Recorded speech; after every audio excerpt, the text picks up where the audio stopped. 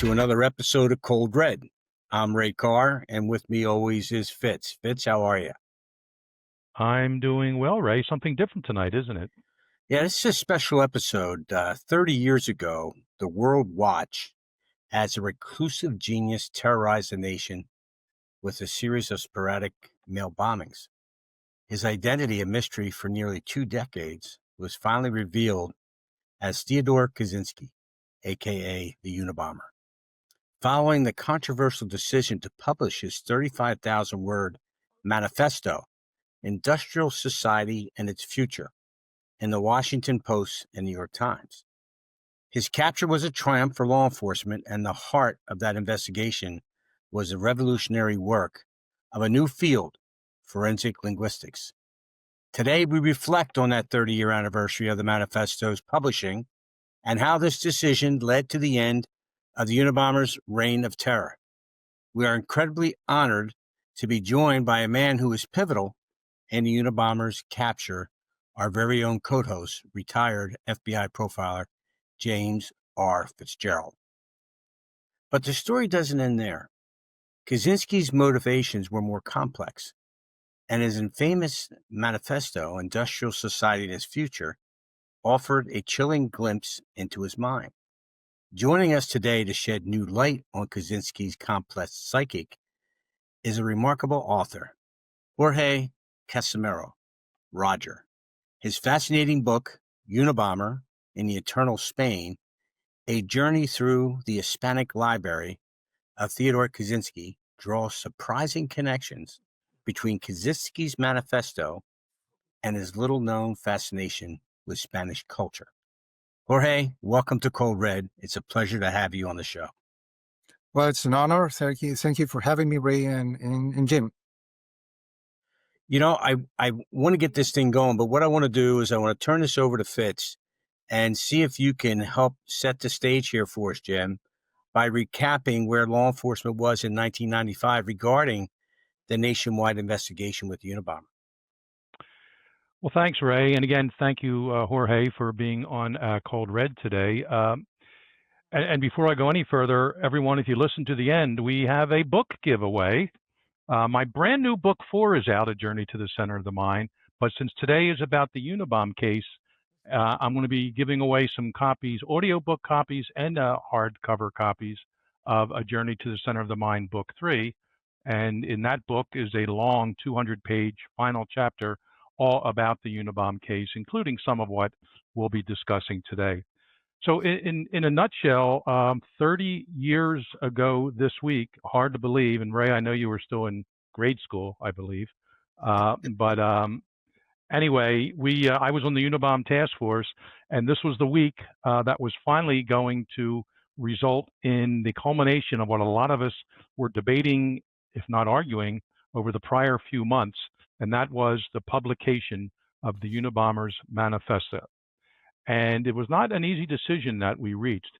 And I've said this before in public and even in my third book, that if you watch the movie 12 Angry Men, where it's 12 men in a jury and they're deciding on a case, and everybody wanted to go guilty except the Henry Fonda character. This is the original movie. And slowly over the course of the movie, everyone's mind was changed. Well, back in the early days of Unabomber Task Force, and I was in San Francisco, brand new there, from the profiling unit in Quantico. I was the new guy, and the manifesto came out. I read it, reread it, studied it, and we're going to talk to Jorge about Spanish language documents written by Kaczynski in a few minutes. But sticking with the 14 documents of the Unabomber and the manifesto, remember, he offered a deal. This unknown person, codenamed Unabomber by the FBI, he offered a deal to the public through the New York Times. Publish my article. He never called it manifesto. It was strictly article. Publish it, and I will cease and desist from bombing from now on for purposes of killing. It was interesting, as a caveat, he added, I will still reserve the right to bomb for purposes of sabotage. And how you can send a bomb through the mail and it's only sabotage but not killing someone, we never could figure that out. But anyway, we argued on the task force. And I was basically the only one in the beginning that said, guys, I know I'm new out here. I know you really don't know me, but I've read this thing more than anyone in this room because it was my only focus out there. There's enough language, idiosyncratic and unusual language features that someone will recognize this writing style. And then the argument came from the other side of our little 10-person collection of people on the task force, managers. No, then we're acceding to the demands of a terrorist, whatever. And I said, I get that. And every other nut job in the country will start writing, letters to the New York Times wanting to be published. I said, I get that possibility, but this guy has a proven track record of killing. He's offered us a deal. Let's take him up on his deal. And without knowing who he was, in my behavioral assessment, I was pretty sure this guy who offered the whole country, if not the whole world, his word that he would no longer bomb to kill people. If this article was published, why not take him up on it? So the second person sort of agreed with me. Then the third person the next week, and finally by maybe late July of 1995, the task force was unanimous.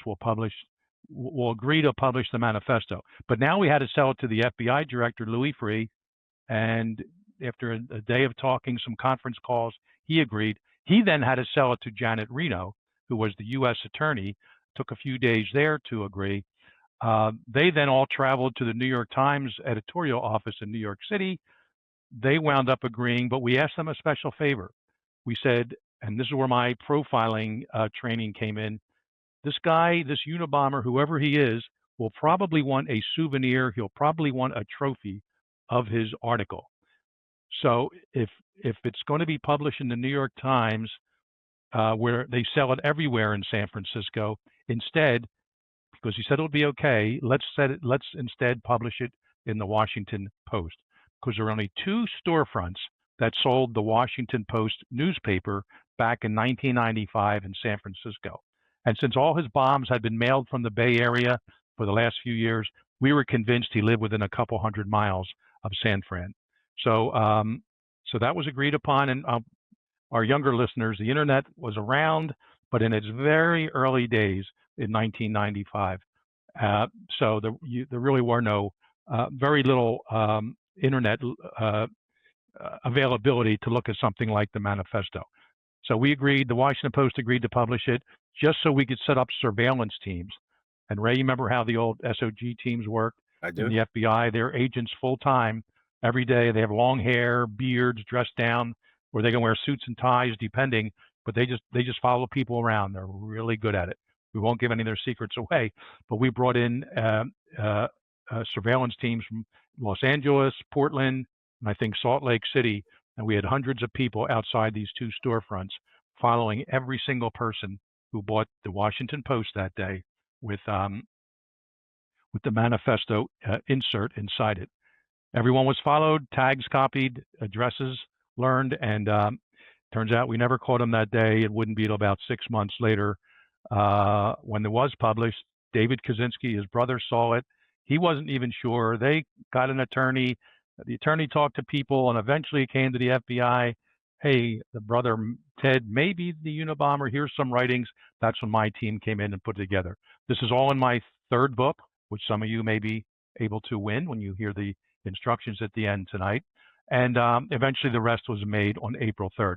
But let's focus on this week, September 19th of this week, where we are right now. And I know you may be listening to this later, but September 19th is the 30th anniversary of the publication of the manifesto. So it's sort of a big deal in my life. And this topic has come up more and more since these nut jobs across the world, across the planet, but certainly in the U.S., have their own little manifesto and other types of treatises they write, including up to a week ago when Charlie Kirk was killed, and this guy had stuff written on Reddit and Discord, and certainly on the weapon itself. So people are still borrowing sort of that template from the Unabomber, who in fact borrowed it from other people himself. So that is just a sum of what I wanted to get across early on. I know we have a guest, and I'm looking forward to talking to Jorge, but that brings us to this particular week, the 30th anniversary. We're going to be doing another special, Ray. We've already agreed on April 3rd of 2026, or at least that week, because that's the 30th anniversary of the arrest of Ted Kaczynski. And that's a perfect segue to bring in Jorge, because Jorge, I was up there in the cabin 3 days after the arrest in Lincoln, Montana, on a hillside in the middle of nowhere. And we started finding all the evidence relating to the bombings. But what we also found were 1,000 separate documents. And we called them the C documents, C for cabin, because we also had the U documents for Unabomber and the K documents for Kaczynski. So now these are the C documents, 1,000 of them, most in English. But I was surprised to learn that there were, and actually you can tell me the count, I forgot after all these years, but there were dozens of them written in Spanish language. And our Spanish translators in the FBI, and they're many of them, language Spanish speakers originally, they said they've never seen Spanish so perfect. At least that's what they said. And Jorge, I want to hear what you say. But Jorge, let's back up a little bit. Tell the world, tell our Cold Red audience, who are you? What are you about? What brought you to the point in time where you wanted to research something that, quite frankly, hasn't been very well researched, and that is the Spanish language writings of the Unabomber? Before we start, give us your full name, please. Yes. Well, my full name, maybe it's hard for you to pronounce. It's Jorge Casesmeiro Roger. Yeah. So, well, I'm Spanish author and journalist. About extensive experience in press, also in radio stations. I work as a journalist. Well, as an author, like researching and sharing my own research, mostly regarding overlooked or unforgotten characters and episodes regarding Spanish history, always with international connection, such as this case. So how did I come across this case of Kaczynski and this Hispanic connection? Was precisely through an FBI picture of the bookshelves of the cabin. This photograph was passed in a documentary of the Unabomber. I remember that the name is Unabomber in His Own Words. It was a documentary for 4 episodes. In the 3rd episode, they passed a picture of a cabin of the shelf, shows some books. Now, I immediately recognized 2 spine from the spine of the books, 2 very important, 2 books from a very relevant and prominent publishing house of Spain. So I said, "Oh, wait, what are these books doing there in the cabin of a Unabomber?" So I said, well, I'm working for a program in a radio. Maybe I can make a little research and dedicate an episode. I don't know what I'm going to find about. But when I started the research, I was overwhelmed by the findings. I found that there were 2 other pictures of the books of the cabin. And from the spine books, I identified 29 titles, Hispanic, 29 titles. He had like 260 books on the cabin. And from the book list that I had from the courts, then I identified 40 Hispanic books. So that's a lot. That's all. And the most astounding thing is that they were very important books. They were important books of literature, of philosophy, history, even science, psychology. Very relevant authors, very important authors. Yeah, this library was like a very wide perspective of Hispanic civilization. He almost had a book on Hispanic civilization from a Spanish professor at Yale University. So when I got to this, I said, okay, I found that there was nothing published about it. And I said, well, I have a lot of work ahead of me because I want to write the first book about it. So I started then to search more. I realized that he was still alive and he wrote from prison some books. So I looked again at the manifesto and the books he wrote in prison. And and after that, when I was writing book, I came across the archive that you donate to Penn West to the university, So then, yeah, that was much more than I expected. So maybe we can go through these. I could break this topic down like in 3 chapters. Maybe the first one would be having all the papers of the Unabomber. Where do we have to look to find Spanish documents? Then we can say, what do we find there? And after, what does it mean, to the Unabomber case? So I can go through the first step if you want, and then you can jump in. Yeah, and I'll just add here, Jorge, the Unabomber had a very eclectic list of or I should say collection of library books. We'll call it library books, but they were all over the spectrum, from politics to language to culture to living in the woods to medicine, geography, you name it. I remember the only books or articles that he had more than 2 or 3 of, I forget the exact count, and we're going to come back to you in a minute because these are not Spanish language, but he was fascinated. The Kaczynski was fascinated in the studies about twins raised apart. And that's the only book or set of articles that were very specific that he had at least 2 or 3 or more versions of, different versions of those type of topics. So somehow, maybe because he knew he was so different from his younger brother David, that this topic interested him. But Yes. But just so you know, when I was involved, now the arrest is made. I'm up in Helena, Montana for 3 weeks. We're taking all these writings. We had our Spanish-speaking agents and analysts going through. What we were preparing for trial at this time. So we're reading everything he wrote, everything we found in his cabin, looking for admissions to the bomb making, and sending them off and victimizing people, whatever. So that was my focus. Exactly the topic areas, if it went, flowery, describing, time in Spain, whatever, or writing about something like that, that wasn't my concern. My concern was trying to build evidence if it ever went to court. And of course, he wound up pleading guilty, so none of this was needed. So why don't we come back to you, Jorge? And Ray, actually, do you have anything you want to throw in here at this point? I do. I want to know, Jorge, what parallels did you find between Kaczynski's manifesto and some of the Spanish cultural and literary themes that kind of drew you to that? Okay. That's the question of a million. No? Yes.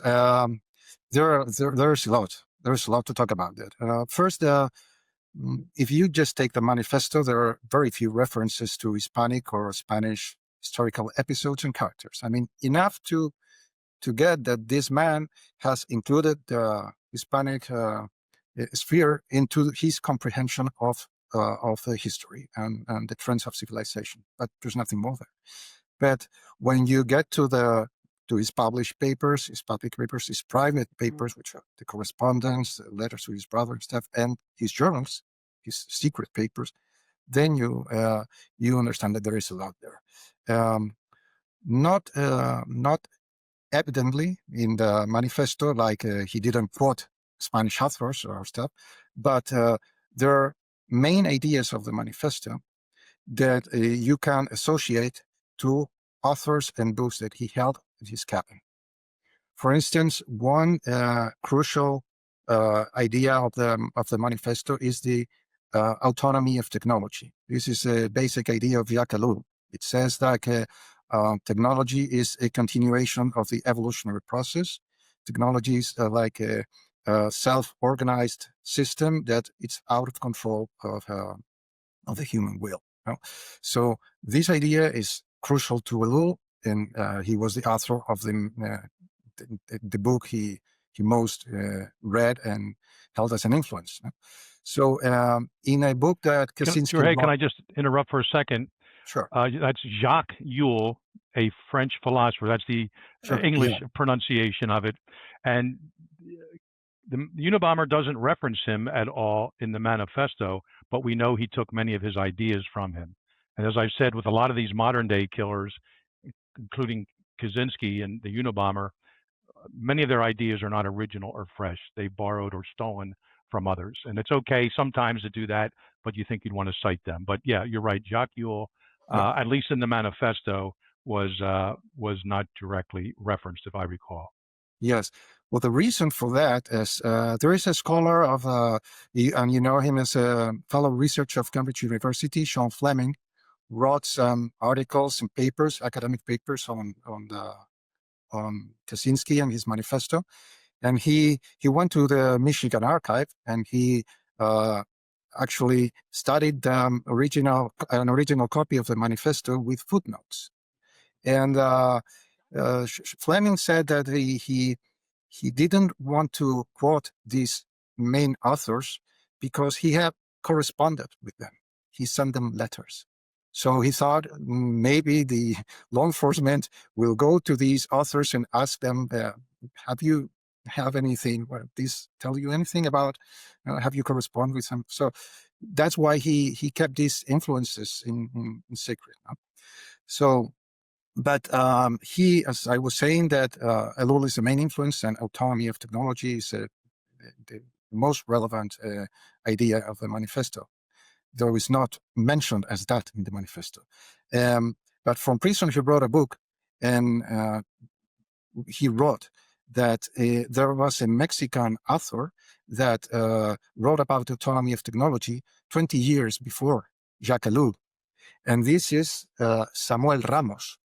And he quote actually this book. This book was in his cabin.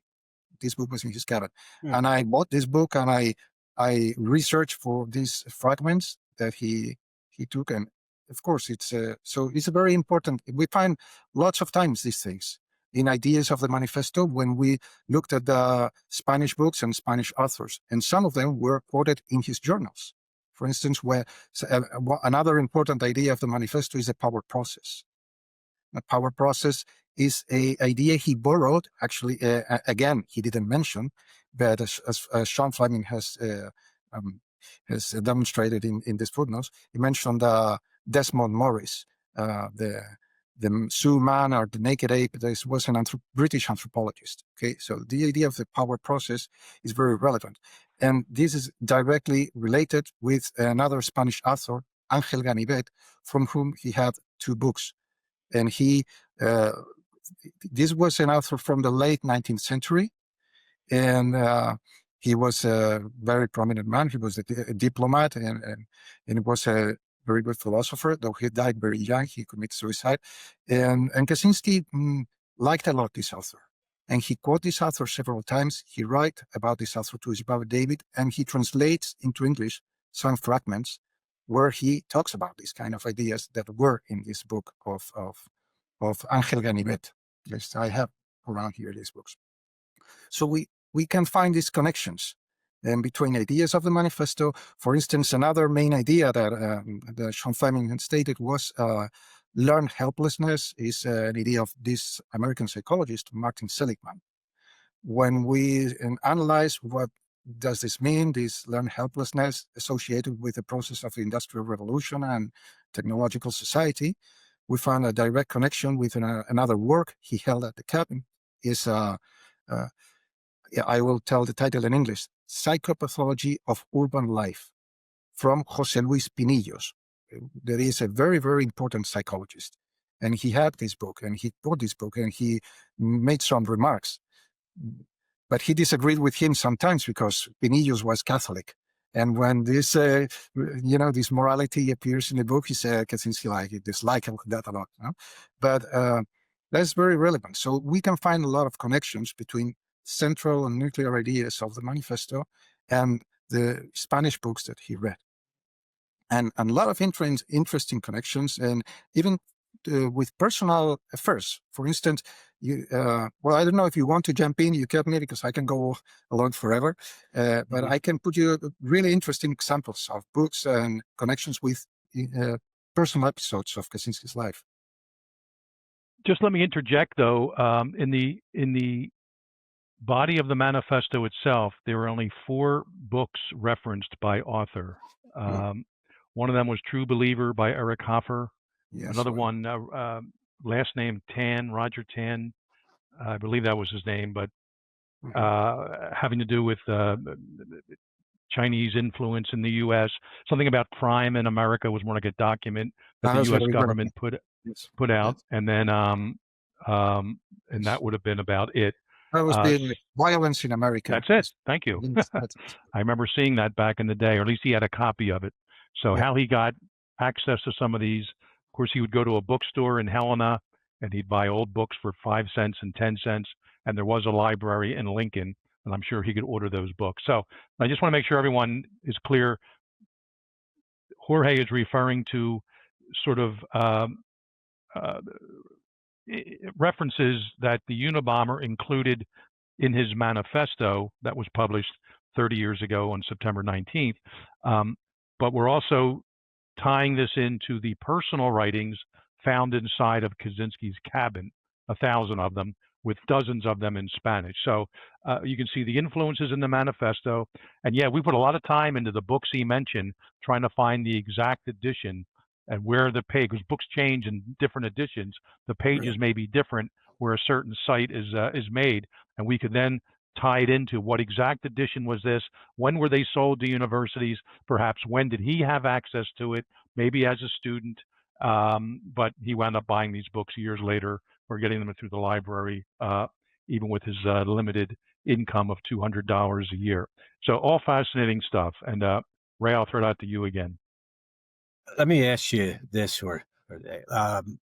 looking at Kaczynski's fascination with Spanish culture, and even some of the tragic themes that he kind of followed, do you believe that that was some form of escapism for him or justification for what he did? You mean the interest for Spanish? Well, yeah, he had a fascination. Yes. You know, there were sure. thousands of documents that, you know, that were relevant to, you know, his interest in the Spanish culture, the Spanish language. Do you think that that had any tie to him? Would that give us a deeper understanding of what his rejection towards modern society would have been? Well, that's again a very interesting question. I thought about it a lot, and I did not find the definite clue. But yes, there is kind of escapism. Yes, I need such a bright man needed in like intellectual, you know, to nurture his mind. You know, so maybe when at first, and he wrote about this at the first years he was in Montana, he needed a lot of time to know how to survive, you know, how to hunt, what plants do we have to are edible, and all this stuff. So that's why he held these books of wildlife and Montana.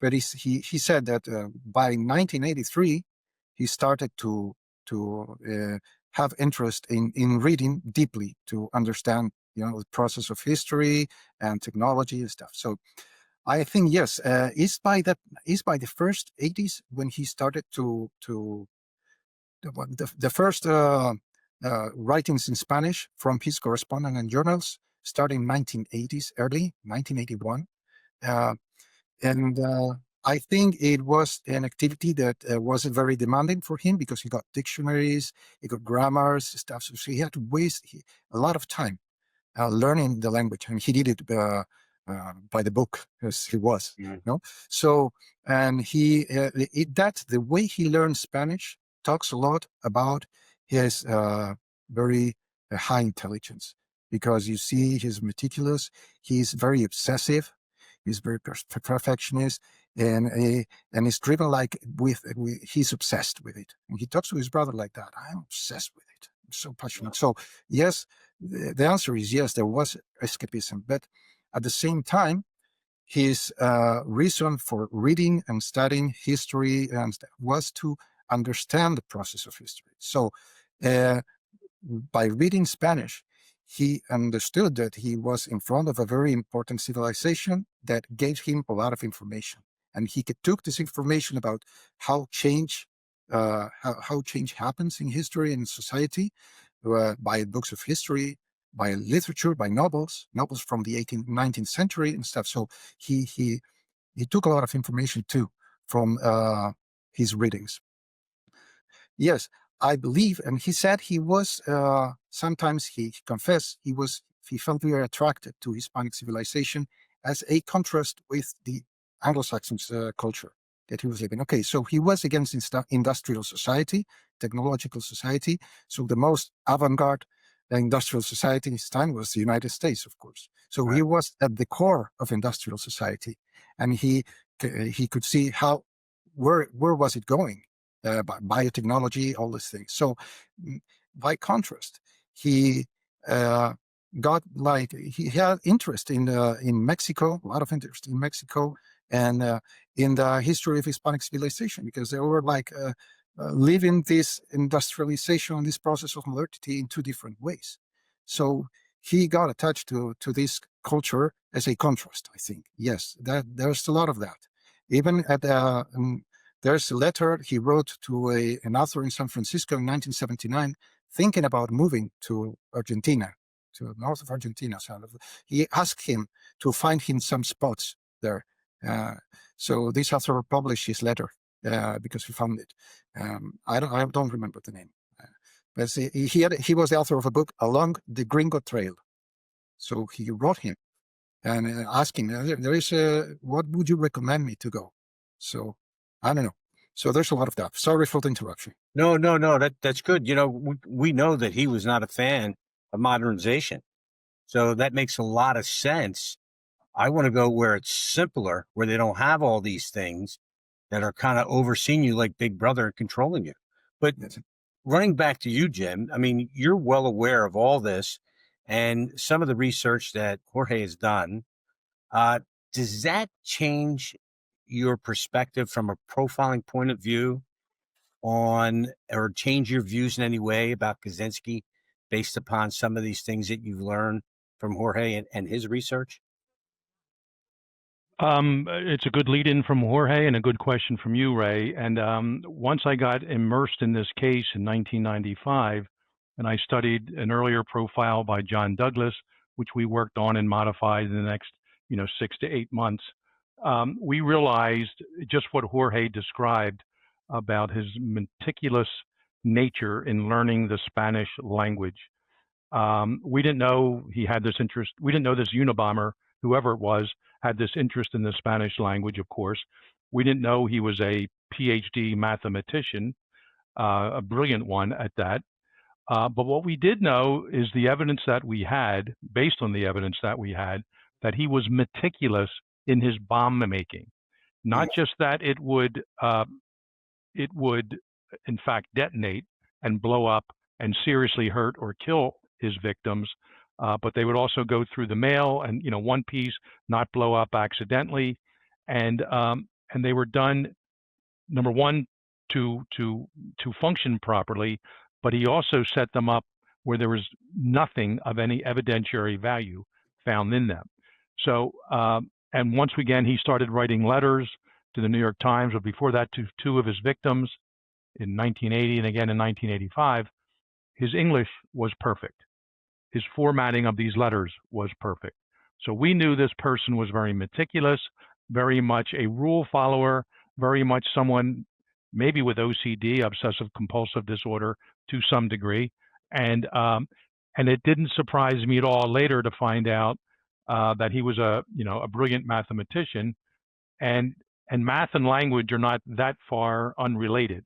There are elements that are consistent within, especially in terms of how it's learned. So once I found out not only was he writing in Spanish, but also that it was essentially from a grammatical and standard, school-taught perspective, it was almost perfect. That didn't surprise me either, because his bombs were virtually perfect, and so none of that surprised me. And Jorge is right, now that it's coming back to me more, that his early readings were about how to hunt, what fruits and berries to eat, and of course not eat, how to plant, how to fertilize your fields, in his little garden, I should say. But then when he had more time on his hand, it's almost like a reflection of human history, when we became more of an industrial society, and with categories of life and what have you. He then found the time to do some of the research that Jorge is talking about. In a few different areas, I mentioned twins growing up separate before, but certainly in the Hispanic culture, to include Mexico and España itself. And Jorge, and you may want to mention this too. At some point, his brother David, sort of emulating his older brother Ted, he went and I'm not sure if he bought the property or rented it, but he was living in Texas, very close to the Mexican border, and he built some kind of a lean-to, a small cabin, and he was getting friends with the locals there. I think some coming across the border, but others who may live there and they're Hispanic. And then Ted started writing letters to them, where David kind of set up that relationship.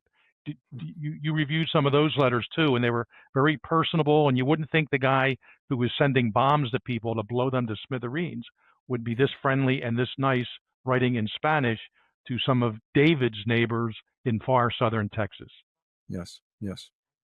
Yeah, that's right. There's a very, very relevant episode of the Spanish documents of Kaczynski is when his brother moved to South Texas, to the Big Bend Terlincua Ranch. It's close to Chihuahua.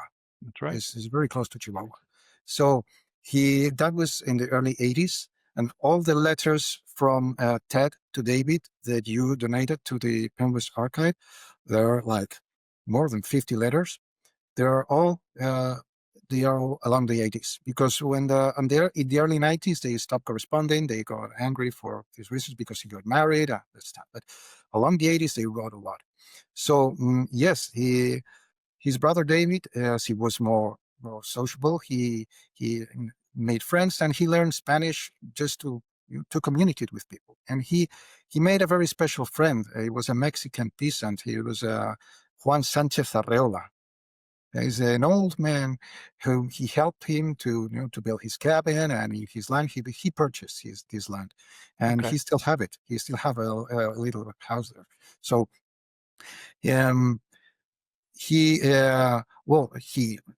correspond with his brother David and Ted. So they correspond a lot, and they share also interest in Spanish, because when Ted knew that his brother was going to Texas to learn Spanish, he increased his interest in Spanish, and he actually was his teacher. So he made that he was his teacher. He teach David grammar, and they shared books. Some of the books he had, David bought them in Mexico and sent him the books to Montana. And sometimes Ted had a book and he sent it to David. He also translates some short stories. He translated short stories to English. He typed them, and he sent them like a present for Christmas or his birthday. So it's very important. They between both of them, they have like a kind of academy of Spanish. These letters are partially written in Spanish, sometimes fully written in Spanish. I just only know the letters from Ted to David.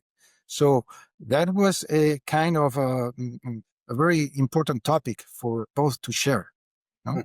And he also introduced to Ted to this man, Juan Sanchez Arreola. That's when you went into the cabin, you found a pile of letters from a Mexican man, Juan Sanchez Arreola. It was this Mexican peasant, and of course you immediately went down there to ask him. They had like 40 or 50 letters, but this Mexican man only had left just like 5 or 4 letters. Their letters fully written in Spanish, and Theodore Kaczynski named himself Teodoro. He Hispanized his name when writing to him. So Teodoro Kaczynski. And there's relevant information in those letters too. So yeah, that's a very relevant episode, and it's very for me was very shocking to enjoy this correspondence. It's like a humanist, with humanist interests, and for instance, when he write to this Mexican peasant, he's very empathic with him, very sympathetic with him. He asking about his family, and He even tried to solve some problems, some financial problems of this man. It's amazing. He had a very human relation with him. But at the same time, the last letter between Ted and Sanchez Arreola was at the Christmas, December 1995, when the bombing of Thomas Mosher. So when I read the last letter from Ted to Juan Sanchez Arreola, to this man, very worried about his problems, his family and stuff, and then you read the testimony of the wife of Thomas Mosher about this bombing the same Christmas, you see, what's going on here? How can a man that can be so human and so tender with this other man can at the same time send a bomb to a man in Christmas that that he died in a terrible way in front of his family? So yeah, that's it. These are the contrasts that you have to deal with when you write about this case. Dr. Kaczynski and Mr. Hyde, we could borrow from literature there. Yeah, fascinating time. And I also remember his English language documents. Again, these are the ones found in the cabin. There was virtually no reference to any bombings. In his Spanish language documents, when we had them translated, there would be an intimation or maybe a hint that he traveled to a certain city, and that was like his next level of protection. And then we found the coded, the elaborate mathematical coded documents in no language other than math. Of course, and we finally had the National Security Agency, because we provided them with the key, they could finally translate. And that's when he really broke down specific every single bombing he undertook, how the devices were made. But do you remember in the Spanish documents, besides sort of the ones involving ethics and history and philosophy, I believe there were some that maybe he referenced even loosely the bombings or some travel to a city at the same time. Do you recall those, Jorge? I don't recall these exact mentions. I think he was very, very meticulous with that. There are, as you said, there is an intimation with some topics, but he doesn't leave any tracks really. But I remember, it's in my book. It's a page, very relevant page of in Spanish, and in one notebook, and one side is the Spanish, and in the other is the code number. See, so he was writing Spanish, and then he switched to the code. Yes. And so he went back and forth about this. But I want to mention a little detail. For me, all the archive that you donated to the linguist, and unfortunately is now taken down. It's been taken down. It's very unfortunate, because this was a very relevant archive for me to find. It gave me the access to all his correspondence, all these journals. So I found there that he held, for instance, at his cabin, 12 books from this very relevant publishing house, Espasa Calpe. It's like this publishing house. It's this collection of the books. And so I said, why does he have 15 books of this publishing house, and some of them from the 80s? So he's getting books from there. It's not that obvious that he can find this in Montana or whatever.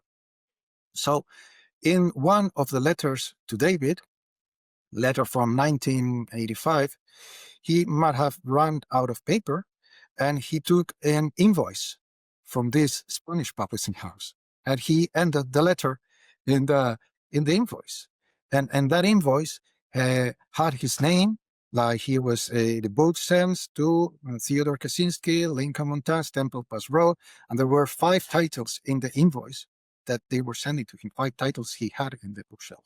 So he actually, it was his brother David, because his brother David sent him catalogs from Spanish and Mexican publishing houses. He asked him, can you send me a catalog? So his David sent him the catalog. So by the titles and the authors, he just bought by himself some books. So I remember in a conference I gave here in Madrid, There was a police officer of the national police, like the FBI in Spain. He was from the information unit in the 90s.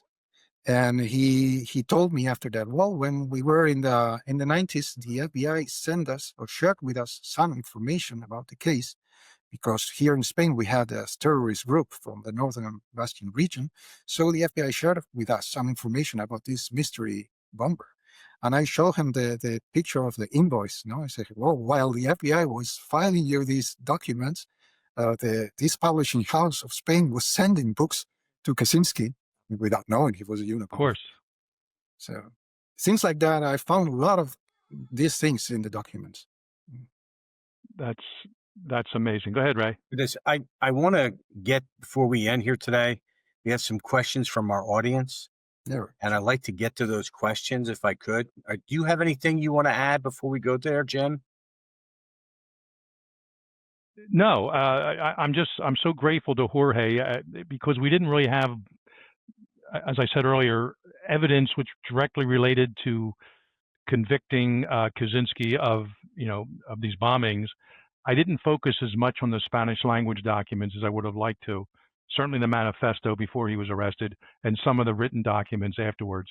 So it's really refreshing. I'm glad someone, even maybe 28 years after his arrest, when you first started this, Jorge, this research project and your book publication, it's refreshing to be able to be reminded of all this. So thanks for doing that. So no, Ray, go ahead. Go with some of the questions. Yeah, we'll give you a chance at the end, Jorge, in case we missed something here. But the first question goes to you, Jim. It's from Alex in Spokane, Washington. He wants to know, what was the most surprising piece of evidence you found during your investigation, or that the FBI found during their investigation, that was surprising to you?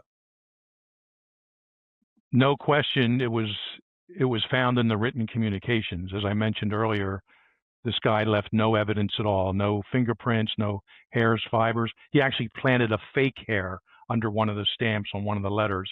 That's how clever he was. Not just not making mistakes, but putting misinformation or contraindicators.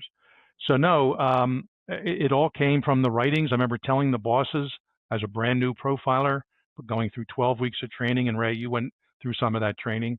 The answer to this guy's identity is in his writings. And I guess if anything ever going to come to to answer the question, the biggest piece of evidence was his inversal or inversion, I should say, of the term, you can't have your cake and eat it too. He wrote it, you can't eat your cake and have it too. And I read that in the manifesto. I'll never forget, it's paragraph 185. Yes, he numbered every one of his paragraphs, made it easier to refer to them. And I said, if we ever find this common phrase, but with the verbs inverted, you can't eat your cake and have it too, we're going to have our man. And sure enough, Kaczynski became a suspect. Nobody was real convinced yet it was him. And finally, I read a letter he wrote to some old magazine in New York, letter to the editor of the Saturday Evening Magazine or something. And there, blah, blah, blah, evils of technology, of climate, this, that, and the other. But you can't eat your cake and have it too. So Alex, she or he, with that name, I hope this answered your question. The biggest piece of evidence in this case was to get us in the door of the cabin was you can't eat your cake and have it too. Of course, once inside the cabin, we found bomb-making materials and the handwritten version of the manifesto, the typewriter that typed it, all that from there. So it came down to English language in my case, but of course, Jorge is picking up on very significant other evidentiary features, certainly to his mindset and to perhaps his overall way of thinking that we could have used against him in court if it ever went to trial. So good question, Alex. This next question comes from Jillian out of Annapolis, Maryland. Jorge, based on what you know about Kaczynski, do you have any theories of why he didn't ever reference his Spanish interest in his manifesto? I'm not sure, but it's a good question. Why didn't he reference it? I'm not sure about it. He, as I said before, he put some reference there that you could read that he was a man with interesting Hispanic episodes and character. But I don't know, maybe it was not relevant for him, or it would like divert from the main point of the text. I'm not sure. It's a good question. I have some more work to do, it seems. There you Well, thanks for that, Jillian. All right, Fitz, this is from Andrea from Zaragoza, Spain.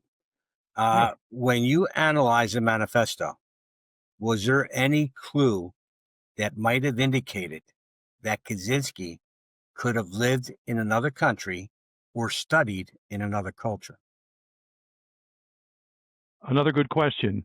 Something that threw us off a little bit was Kaczynski's spelling of a few different words. And if I recall, it's only 2 words. And they were license and analyze. And both license and analyze were spelled using British spelling.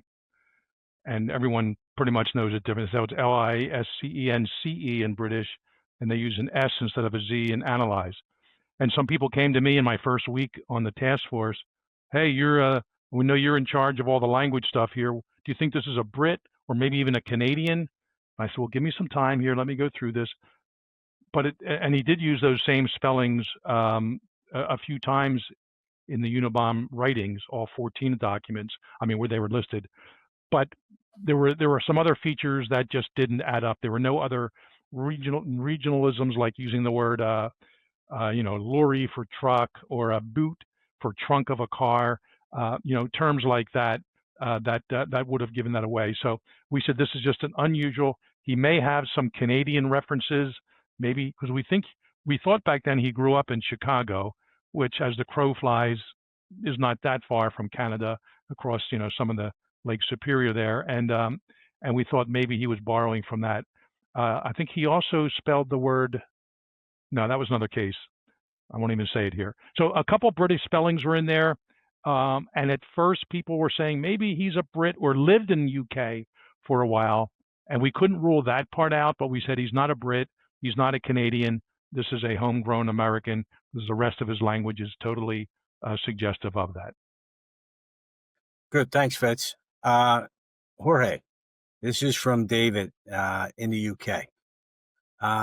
Do you think Kaczynski's manifesto had any influence on later anti-technology or anarchist movements? Oh, it's still very influential. It's impressive. As you introduced at first, this was a document that came out in the early times of the internet. So it's one of the seminal documents of the internet. So it had immediate connection with younger generations. So yes, industrial society and its future. We are the future. We are the future of this document, and it's very evident the concerns of technology that we still have, and they're increasing too. So yes, the answer is yes. There is a lot of influence of the manifesto, and intellectuals and in activists all around the world. We have it in Europe. We have it in Spain, with people who corresponded with Kaczynski for at least 15 years. So yeah, and it's going to grow, this interest. But I would differentiate between activists that are committed to kind of revolutionary or terrorist activity. Those will be always minor in comparison with intellectuals or writers or professors, all those that Kaczynski depicted as the useless crew, because they are persons interested in my ideas, but they will not commit to action. So those are the useless crew. So I did not correspond with Kaczynski, but I think I would have got immediately into this category. I would have fallen into this category, because that's me. I could go on, but I don't want to extend myself. Yeah. Yes, the answer is yes. Yeah, thank you for your question, David. Fitz, yes, that kind of wraps up the questions. I was wondering if you could conclude this discussion by kind of reflecting on the legacy of the Unabomber and the importance of law enforcement working in multidisciplinary approaches and investigations, because it was a lot of people involved in this. Sure. And I was interviewed by the New York Times back in March of 2025, and they published an article, I believe it was early April, well before the anniversary date, which is coming up on September 19th, about just that question. And yeah, I mean, the New York CEO killer and other people over the years have referenced Kaczynski's writings, and I would have no problem at all with them referencing it if they just didn't try to hurt people themselves. When I was reading it in real time, and again, I'm looking for evidence. I'm trying to put a name to the person who wrote this manifesto and the 13 letters before. We forget those sometimes, but there were letters to the New York Times and other people, and the ruse letters written early on, where they were designed to trick people into opening packages. So a lot of information in there, and I was just trying to get it out there to arrest this person, identify him first, of course. But I remember reading things and scratching my head, but especially by the fourth or fifth time I'm reading certain sections of it. And folks, again, if you forget, what they call manifestos today, they have a guy writing something on a napkin and maybe 2 or 3 napkins.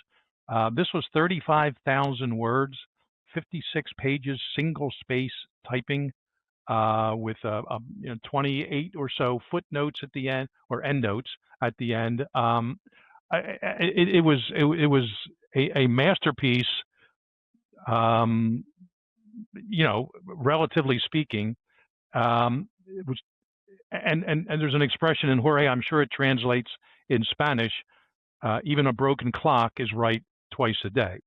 And we're talking about the old-fashioned clocks, not the digital ones that just flash now. And I would read some of the chapters, and I kind of translated that to, because the manifesto was divided into chapters. Again, each paragraph was numbered, and I remember saying to those around me,